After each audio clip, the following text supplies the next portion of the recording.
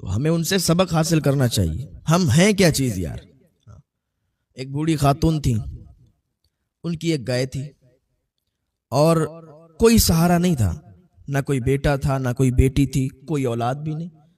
ایک گائے تھی, گائے کو وہ جنگل میں چھوڑ دیتی تھی اور جنگل میں وہ چارہ کھاتی تھی اور شام کو پھر گھر پہ آ جاتی تھی. بوڑھی خاتون کیا کرتی تھی کہ گائے کا دودھ دھوتی تھی اور دودھ پی کے گزارا کرتی تھی. کچھ دودھ جو ہے بیچ دیا کرتی تھی, اس سے جو رقم ملتی تھی اسے کھانے کے سامان لا کے اور اس سے زندگی بسر کیا کرتی تھی. اچھا صاحب, تو ایک دن ایک مالدار انسان کو اس گائے کی خبر ہوئی کہ گائے بہت اچھی ہے, بہت بہتر ہے. وہ جنگل سے نکل رہا تھا صاحب, اس نے گائے دیکھی, پسند آ گئی. اس نے اپنے غلام کو بھیجا, خادم کو بھیجا, وہ آ کے اس بوڑھی کے پاس اور سودے بازی کرنے لگا کہ اماں یہ گائے بیچ رہی ہو؟ اس نے کہا میں یہ گائے نہیں بیچ رہی ہوں. کہا نہیں آپ کو بیچنی پڑے گی. کہا کیوں, یہ کوئی زور زبردستی ہے کہ بیچنی پڑے گی؟ میں نہیں بیچ رہی ہوں, میرا ایک ہی سہارا ہے, یہ گائے ہے, یہ مجھے دودھ دیتی ہے اور اس کا دودھ بیچ کر میں اپنا پیٹ بھرتی ہوں, میں نے کھانے کا سامان لاتی ہوں اور خود پیتی ہوں دودھ. اگر یہ گائے چلی جائے گی تو پھر میرا تو سہارا ختم, پھر میں کیسے پیسے کماؤں گی, کیسے کھانا کھاؤں گی, کیسے اپنا پیٹ بھروں گی, کیسی زندگی گزاروں گی؟ وہ وزیر کہنے لگا, وہ غلام کہنے لگا کہ نہیں آپ کو تو گائے بیچنی پڑے گی, نہیں بیچو گی تو اٹھا کے لے جائیں گے, پیسے بھی نہیں دیں گے. وہ کچھ لوگ ہوتے ہیں نا, کہتے ہیں صاحب کسی کی زمین اگر پسند آ گئی, وہ مالدار ہے, تو کہتا ہے کہ ٹھیک ہے بھائی مجھے یہ زمین چاہیے. وہ کہتے ہیں کہ نہیں بیچنی ہے صاحب, غریب ہیں. اور غریبوں کو لوگوں نے سمجھ کیا رکھا ہے, ان کو پتہ ہی نہیں ہے کہ مظلوم کے ساتھ اللہ تعالیٰ ہوتا ہے. اللہ تعالیٰ مظلوم کا ساتھ دیتا ہے, اور جو مظلوم ہوتا ہے جب وہ دعا کرتا ہے تو اللہ تعالیٰ فوراً اس کی دعا قبول فرماتا ہے. نہ اس گھمنڈ میں رہیں کہ مظلوم کا کوئی نہیں ہے, نہ اس گھمنڈ میں رہیں کہ غریب کا کوئی نہیں ہے. ہاں, اللہ غریب کا ساتھ دیتا ہے. جب ہر کوئی اپنا منہ موڑ لیتا ہے نا, اور کوئی غریب کی مدد نہیں کرتا اور اللہ کی بارگاہ میں فریاد کرتا ہے, جب اللہ تعالیٰ اس کو مانگنے سے پہلے عطا فرما دیتا ہے. جو غریبوں کو ستایا مت کرو یار. کسی کو کسی کی زمین پسند آ جائے, مالدار ہے تو کہتا ہے بھائی مجھے یہ چاہیے, پیسے سے دو یا پھر ایسے ہی دو, نام چھیننا بھی جانتے ہیں. تو ایسے بھی لوگ ہوتے ہیں جو غریبوں کو ستاتے ہیں, ان کی پراپرٹی ہضم کر لیتے ہیں, ضبط کر لیتے ہیں اور ان کو دباتے ہیں, ہڑکاتے ہیں, مارتے ہیں. تو غریبوں کو مت ستایا کریں, کیونکہ جب ان کی آہیں نکلتی ہیں تو یہ انسان کو تباہ و برباد کر دیتی ہیں.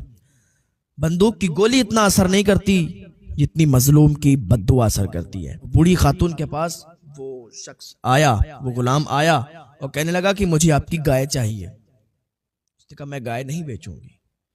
کہا نہیں بیچو گی تو زبردستی لے جائیں گے اور پیسے بھی نہیں دیں گے. اس بوڑھی نے کہا یہ کیا معاملہ ہے, اگر میں بیچنا نہیں چاہتی ہوں تو اٹھا کے لے جاؤ گے. کہاں اٹھا کے لے جائیں گے اور پیسے بھی نہیں دیں گے.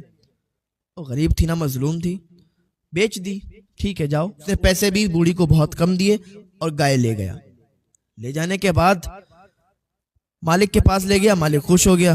ٹھیک ہے, بوڑھی ایک دن راستے سے گزر رہی تھی ایک پل سے, اور پل کے اوپر جب دیکھا تو وہی جو گائے لے گیا تھا وہ نظر آ گیا, اور ساتھ میں اس کا آقا بھی تھا, اس کا مالک بھی تھا. تو بوڑھی سمجھ گئی کہ یہ جو ہے اس کا مالک ہے. تو بوڑھی نے آگے سے گھوڑے کی لگام پکڑ لی. جب بوڑھی نے گھوڑے کی لگام پکڑی تو سپاہی اتر کے آیا, وہی جو گائے لے کے گیا تھا. کیا بات ہے, آپ نے لگام کیوں پکڑ لی؟ اس مالدار شخص نے اس کو پیچھے کہا کہ تم ہٹو, پیچھے ہٹو. ہاں کہا, بوڑھی سے کہا کہ تم نے میرے گھوڑے کی لگام کیوں پکڑی؟ بوڑھی نے کہا ابھی تو صرف لگام پکڑی ہے, مجھے یہ بتاؤ حساب یہیں دو گے یا پھر وہاں دو گے؟ اس پل پر دو گے پھر اس پل پر دو گے؟ تم نے میری گائے کو بیجا طریقے سے لے لیا. میرا ایک ہی سہارا تھا, اس گائے سے میرا پیٹ بھرتا تھا, میں دودھ خود بھی پیتی تھی اور بیچ کے اپنا گزارا کیا کرتی تھی, اور تم نے وہ سہارا چھین لیا. اب یہ بتاؤ کہ اس پل پر حساب دو گے یا اس پل پر حساب دو گے؟ اللہ اکبر. وہ شخص دہل گیا, اس کا دل پسینہ پسینہ ہو گیا کہ لگا اماں میں یہیں اس کا حساب دوں گا, اس پل پر حساب دینے کی طاقت نہیں ہے. وہ پل تو ایسا ہے کہ وہاں کٹ کٹ کے لوگ گرتے ہوں گے, اس پل پر حساب کون دے سکتا ہے؟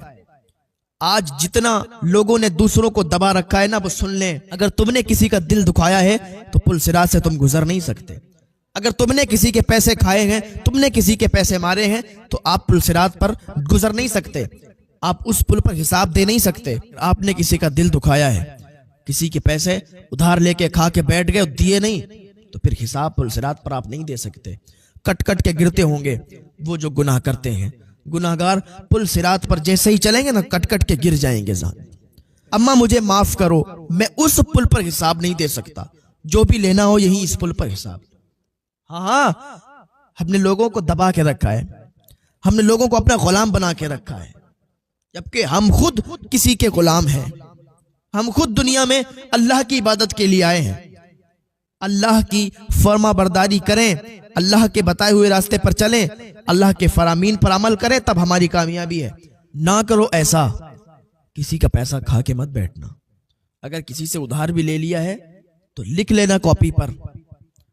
اگر مر کے چلے گئے اور اس کا ادھار نہیں چکایا تو سڑو گے جہنم میں۔ نہ دکھانا کسی کا دل، اگر کسی کا دل دکھایا، اس سے معافی طلب نہیں کی، معافی نہیں مانگی، تو سڑو گے جہنم میں۔ اللہ تعالیٰ اپنے حق تو معاف کر سکتا ہے لیکن بندوں کے حق نہیں معاف کرتا۔ حقوق اللہ معاف ہو سکتا ہے لیکن حقوق العباد نہیں معاف ہو سکتا۔ آپ ایک گھڑی نماز نہ پڑھیں، اللہ معاف کر سکتا ہے۔ آپ ایک گھڑی روزہ نہ رکھیں، اللہ معاف کر سکتا ہے، لیکن ایسا کرنا مت۔ نماز بھی پڑھنا، روزہ بھی رکھنا، لیکن میں بات آ گئی تو کہنے لگا ہوں کہ ایک گھڑی آپ زکوٰۃ نہ بھی دیں تو اللہ معاف کر سکتا ہے، ایک گھڑی آپ حج نہ بھی کریں تو اللہ معاف کر سکتا ہے، کیونکہ یہ اللہ کے حق ہیں۔ اللہ چاہے تو معاف کرے اور نہ چاہے تو نہ معاف کرے۔ لیکن اگر آپ کسی کا دل دکھائیں گے تو یہ حقوق العباد میں سے ہے۔ اگر آپ نے کسی کا دل دکھایا، اس سے معافی نہیں طلب کی، ایسے ہی مر کے چلے گئے، تو سمجھ لینا اس کا انجام بہت غلط ہوگا، کیونکہ جب تک بندہ معاف نہیں کرے گا تب تک اللہ بھی معاف نہیں کرے گا۔ اگر آپ نے کسی کے پیسے لیے ہیں تو جب تک اس کو نہیں دیں گے آپ، تب تک آپ کی معافی نہیں ہے۔ تو حقوق العباد معاف نہیں ہوتا ہے۔ کریں نیک عمل کریں، نیکیوں پر لگ جائیں۔ اگر ہم سوچنے لگتے ہیں تو بڑا عجیب لگتا ہے یار کہ قیامت ہوگی، اور قیامت سے پہلے کتنی عمر ہے ہماری؟ زیادہ سے زیادہ 100 سال، 60، 70، 80، 90۔ یار قیامت آئے گی، قیامت کے بعد کیا ہوگا؟ حساب و کتاب ہوگا۔ کہیں ہمارے نامہ اعمال ہمارے الٹے ہاتھ میں نہ رکھ دیے جائیں۔ قیامت آئے گی، وہ محشر کا دن ہوگا، نفسی نفسی کا عالم ہوگا، وہاں بھیا کوئی کسی کا نہیں ہوگا۔ نہ باپ بیٹے کا ہوگا، نہ بیٹا باپ کا ہوگا، نہ بیٹی ماں کی ہوگی، نہ ماں بیٹی کی ہوگی، کوئی کسی کا نہیں ہوگا۔ کیسا سمے ہوگا، کیسا وقت ہوگا، کیسا ٹائم ہوگا۔ محشر کا دن ہوگا، وہاں اعمال تولے جائیں گے۔ کاش کہ ہمارے نیکیوں والا پلہ بھاری ہو جائے، ہماری نیکیاں زیادہ نکل آئیں۔ تو نیکیاں کیسے زیادہ نکلیں گی اور نیکیوں کا پلہ بھاری کیسے ہوگا؟ اگر آج یہاں دنیا میں ہم نیکیاں کریں گے تو ہمارے سامنے وہ دیکھنے کو ملیں گی۔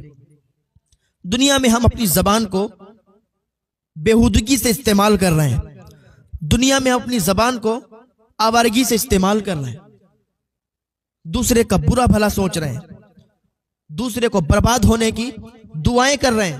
کسی کا اچھا بن جائے، کسی کے ساتھ اچھا ہو جائے، ہم یہ سوچتے نہیں ہیں۔ ہم یہ سوچتے ہیں کہ یہ برباد ہو جائے، ہم یہ سوچتے ہیں کہ یہ تباہ ہو جائے۔ اس کی دکان اچھی کیوں چل رہی ہے؟ اس کا مکان اچھا کیوں بن رہا ہے؟ اس نے گاڑی کیوں خرید لی ہے؟ اس نے موبائل کیوں لے لیا ہے؟ آج ہم اسی میں اپنی زندگی کو لگائے ہوئے ہیں۔ ہمیں نیکیوں سے کوئی مطلب ہی نہیں رہ گیا صاحب، ہم تو بس تیرے میرے پر لگے ہوئے ہیں۔ اس کا ایسا کیوں بن گیا، اس کا ایسا کیوں بن گیا، اللہ تعالیٰ اسے برباد کر دے، اللہ تعالیٰ اسے تباہ کر دے، یہ سامنے والا اتنا امیر کیوں ہو گیا، یہ کیا کر رہا ہے۔ ہم یہی سوچ میں لگے ہوئے ہیں، آخرت کو بالکل بھلا دیا، وہ محشر کے دن کو بالکل بھول گئے، وہ نفسی نفسی کا دن ہوگا بالکل بھول گئے، کوئی کسی کا نہیں ہوگا، بھول گئے، اپنے اپنے میں لگے ہوئے ہیں سب۔ ذرا سوچئے کہ قیامت کے بعد جب جہنمی جہنم میں چلے جائیں گے، جنتی جنت میں چلے جائیں گے، پھر اس کے بعد موت کا کوئی پھنڈا نہیں ہے صاحب، پھر اس کے بعد کوئی موت نہیں آنی ہے۔ انسان نیکیاں کرتا ہے، گناہ کرتا ہے، دنیا میں رہتا ہے تو ایک اس کو یہ فکر، یہ سوچ ہوتی ہے کہ مرنا ہے۔ دنیا میں ہر انسان کو یہ سوچ ہے، دنیا میں ہر انسان کو یہ فکر ہے کہ مرنا ہے، آخری ٹائم آنا ہے، لیکن موت کے بعد پھر موت نہیں آئے گی۔ موت کے بعد پھر موت کو ذبح کر دیا جائے گا، موت کو حلال کر دیا جائے گا، پھر موت نہیں آئے گی، اور پھر ہمیشہ بھی ختم ہے۔ ہماری سوچ نہیں سکتی ہے، وہ پھر کچھ نہیں، موت آنی ہی نہیں ہے۔